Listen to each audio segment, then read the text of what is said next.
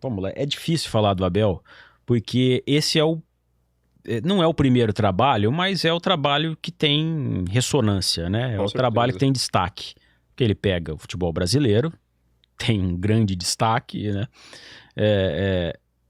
Que antes ele treinou o PAOK lá na Grécia, que é um time médio, pequeno. Uma dúvida, você já tinha ouvido falar do Abel antes? Não, antes do Abel Ferreira como treinador, não. Você nunca tinha ouvido falar? Não. E é difícil você ver, não, eu conhecia, não. Eu confesso que eu nunca tinha ouvido falar dele. Como treinador, não. Os trabalhos eram esses, um na Grécia, um num time pequeno também de Portugal, no Braga, e assim, não dá pra tirar muita coisa. Agora que a gente tá vendo ele, só que é aquilo que eu falei, ele pega uma estrutura muito forte, Sim. muito acima dos outros clubes. Você tem ali tem rivalizando quem? O Flamengo.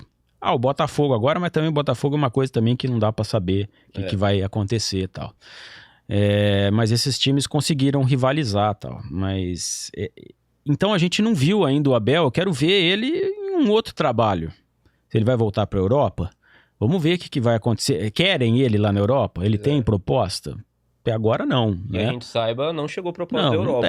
Não tem proposta. Se tem, a gente não ficou sabendo. Teve a proposta lá do Qatar, né? Que ele assinou. Que deu aquela confusão teve toda, uma recente né? do Al Hilal, antes do Mundial, só que ele recusou, ele ia ganhar muito mais, né? Quem foi o Inzaghi pra lá. Então, é isso, assim. Não tem ainda um outro trabalho pra gente comparar com esse. Porque o Palmeiras tá muito na questão de gestão, assim, é 10-0, né? Em relação a outros times. Então, a estrutura que ele tem, o trabalo, é inegável. Não dá pra gente falar, pô, não, o cara não sabe nada, o cara é ruim, então não é isso. Eu acho que o Abel, meu pai fala muito isso aqui, eu acho que o Abel é um cara de teoria e é um cara que consegue entrar na mente, na cabeça do jogador, né, fazer com que o grupo se feche com ele, desde que, obviamente, reze na cartilha dele, aqueles que não, ele, né? Ele joga para escanteio. E ele consegue... ele é muito bom nisso, né? Na questão de estratégia de grupo, né? De fechar o grupo com ele, né? Motivacional. É um cara muito emoção, muita motivação. Isso é importante também no futebol. Agora, na hora do jogo, o jogo acontecer no tempo real da partida, aí eu acho que o Abel...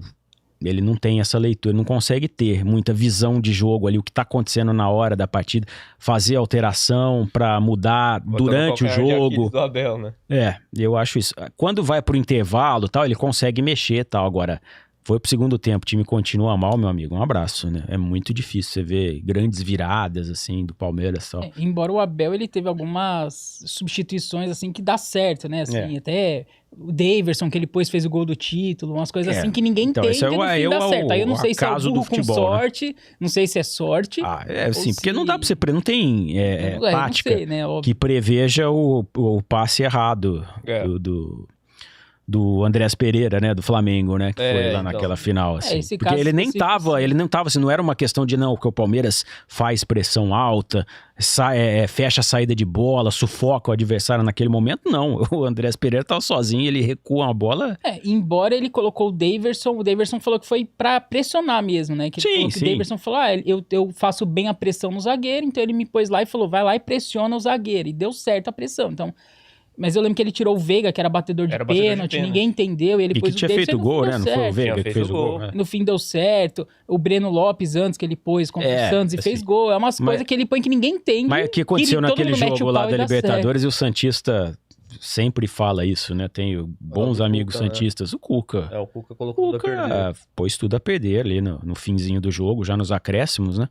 Ele arruma uma confusão lá, assim. Eu nem lembro por quê. Do nada, você vê que não tinha relevância nenhuma, né? Uma coisa assim, besta. E aí, ele desconcentra completamente o time dele. Ele é expulso de campo. E dá a saída de bola. O Breno Lopes faz o gol de cabeça. Cruzamento do Rony, hein? Cruzamento do Rony. Pra você ver. Mas você tava falando que o Abel ganhou muito porque ele pegou um Palmeiras muito estruturado e tudo mais. Mas tem mérito de dar sequência nisso. Claro. Mas você acha que se fosse um outro técnico no lugar do Abel, ganharia tanto quanto ele? Ou de repente até mais, né? Pode ser. Mas porque se a gente pegar que o Palmeiras tá estruturado de 2015 pra cá... o Palmeiras de 2015 até ele chegar, metade de 2020, ganhou um Paulista, 2 brasileiros e uma Copa do Brasil. Foram 4 títulos em 5 anos e meio. O Abel ganhou 10 títulos em 4 anos.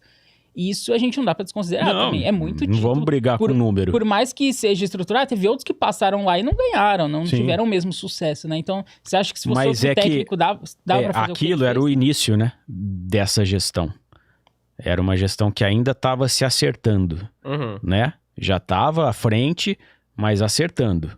Ele pega um início que é de pandemia, não tem torcida em campo, para pressionar, para encher o saco também, porque acontece muito. Isso é um ponto interessante. Né? E aí ele ganha 2, 3 títulos assim, dessa forma, né? Então, e que dá a ele uma tranquilidade maior para ele botar o trabalho dele em prática. Ele pega um momento em que veio de um trabalho espetacular do Jorge Jesus no Flamengo, português também, aquela coisa, o treinador estrangeiro, tal. E aí ele tem também essa questão da galera dar mais tempo, sabe? Não, o cara é estrangeiro, tal, deixa ele se adaptar mais, tal. Então, assim, ele pegou um cenário favorável, né? E tem mérito nisso. Agora, vamos lá. De 2023, quando acaba o Brasileiro, pra cá, 24, Palmeiras perdeu todos os jogos importantes e grandes. Eliminações vexatórias em casa. Exato. Né? Perdeu do Flamengo na Copa do Brasil. Ele só ganhou do Santos ali na final do Paulista, mas vamos considerar que o Santos era um time de Série B naquele momento, né? Obviamente. Não é? Zoeira. Pois é. Tem muitos artistas que acham, né? Enfim. Mas era um Santos que estava ali num outro momento. O Palmeiras ganhou, beleza, ganhou o Paulista. Mas perdeu do Flamengo. O G4 ali, de todo mundo que ficou ali no G4... Tirando ele, né? Formaria um G5, ele não ganhou de ninguém. Ele perdeu do Botafogo. Faltando 3 rodadas, dependendo só dele pra ser Perdeu campeão. do Botafogo, né? Sim. Jogos grandes ele perdeu. Foi eliminado, se não me engano, pelo Flamengo, né? Copa do Brasil. A Libertadores, ele perde pro Botafogo também, né? Ou seja, jogos grandes, perdeu. Esse ano a mesma situação, tá? Perdeu do Flamengo, jogo grande. Perdeu do Cruzeiro, jogo grande. Perdeu as 2 vezes pro Corinthians, jogo grande. Sim. Ou seja... quando pega esses timinhos, tipo Universitário, enfim, uma sacolada. Eu acho que isso é uma das virtudes que sobraram desse time do Abel. Muitos times se complicam contra esses timinhos de Libertadores. O Palmeiras ainda não começou a se complicar. Não. Isso pelo menos classificou, inclusive, tá classificado. Né? Com certeza. Então, assim, você vê como que é difícil falar, porque eu acho que o trabalho dele... tem muita crítica a ser feita, porque eu acho que ele escala mal, ele escala errado, ele posiciona mal vários jogadores. Você vê, depois de tanto agora, talvez ele tenha achado uma forma do Vitor Roque jogar junto com o Flaco Lopes, né?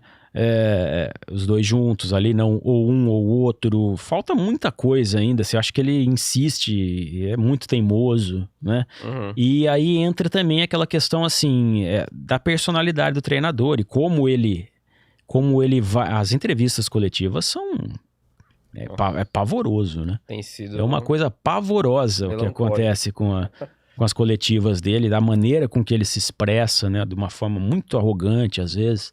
Trata muito mal o jornalista, ele ficou mal com a questão... Celular. Né? E ele ficou mal com a questão que aconteceu no palestra lá na eliminação do Corinthians, que a torcida xingou, tal, não sei o quê. Eu acho que foi um exagero xingar a Leila, xingar ele e tal. Sim, no meu mundo ideal, não ia xingar o cara daquela forma e tal. Mas as coisas não são como eu gostaria que fosse, tal. Você tem que entender o que é a realidade. O campo de futebol, o estádio, ele não é mosteiro, não é convento, né? Não é um lugar assim. As pessoas vão lá mesmo e extravasam, entendeu? Não entrando nessa questão assim, de violência e tal, foram ofensas fortes contra ele. Mas vamos lá, assim, o Abel é um prodígio, né, em tratar mal a imprensa, em ser violento, de uma forma, com as palavras, né, vamos dizer assim. Também quando ele critica a imprensa, ele critica a pergunta do repórter, ele é mal educado. Ele quer ensinar o jornalista a escrever matéria. Ele quer ensinar o jornalista. Ele cria esse clima bélico, hostil para ele. Também. Quando ele ganha o jogo lá do Universitário, ele vai lá e fala, elogia a torcida do Universitário. Cara, não precisa dessas coisas. Né? Por quê? Na verdade, ele tá criticando a torcida do Palmeiras. Tá vendo? Aqui, os caras tomaram uma paulada nessa aqui e estão aplaudindo. Vocês lá também poderiam aplaudir a gente todo jogo e tal. E não é assim que funciona. Se em Portugal, tal, do jeito que ele... Que tem esse conflito de cultura, né? Então, mas aí o cara tem que entender onde ele tá, né? Não adianta eu achar que o mundo é do jeito que eu gostaria que fosse e tal. Que esse é um grande problema. Ele ganhou o que ele ganhou em 4 anos, 10 títulos, sendo 2 continentais, 2 nacionais, o cara é um rei lá. Os caras falam uma estátua pra ele e um contrato de 50 anos.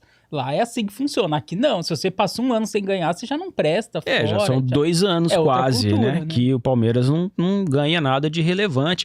E assim, e aí a questão mais não é nem resultado, é desempenho. Eu concordo plenamente. Eu sempre bato nessa tecla. Desempenho, gente. Eu acho que assim, o torcedor ele tá mesmo... exagerado na questão, porque ele não consegue ver jogo bom, jogo legal, igual a gente viu, por isso que todo mundo fala ainda, porque é o mais recente que a gente tem aqui, é o Flamengo do Jorge Jesus, por isso que o Flamengo até vive refém daquilo lá, né? Sim. De 2019, porque era um time que jogava, era possível, então é possível hoje, jogar bem e ser campeão, é possível. E sem poupar jogador. Sem poupar jogador, tal, nesse calendário... né, uma zerda, né, vamos falar assim, de calendário e tal, esse calendário horroroso que a gente tem, sim. É possível jogar bem e ganhar? É possível. Tem um futebol que, todo mundo liga a TV, mesmo que você não seja flamenguista e tal, mas todo mundo ligava lá pra ver que esse time vai fazer hoje e tal, não sei o quê. Então, acho que o torcedor fica mais na bronca por isso. Por quê? Porque jogador tem. Jogador hoje, você pega o elenco do Palmeiras, ele é muito melhor. Quando eu vim aqui da primeira vez, 2 anos atrás, pra mim é melhor. Tinha o Endrick, né, em 2020. Tudo bem, tinha o Endrick, agora teve o Estevão e tal, mas o elenco é bom. É bom. É muito melhor. É melhor você ter o Vitor Roque ali, o Flaco, quem mais que tá lá na frente, o Sousa, é bom jogador também. Pior que em 2023. É isso, então assim... Melhor não, mas... eu acho que... você tinha um Scarpa muito bem ali, né? Ele tinha acabado mas assim, de sair. você tem... O Scarpa não tava mais em 2023. Não, ele tinha acabado de sair. Você tem bons nomes, eu quero dizer, eu acho que ele tem mais opção. Você tinha um Everton melhor, um Gomes melhor, um Marcos Rocha voando, eu acho que os caras estavam em melhor fase. Hoje é mais extenso o elenco. Eu acho que sim, ele tem mais opção e eu acho que tem bons jogadores. Tem bons jogadores. Bons, inclusive que ele pediu.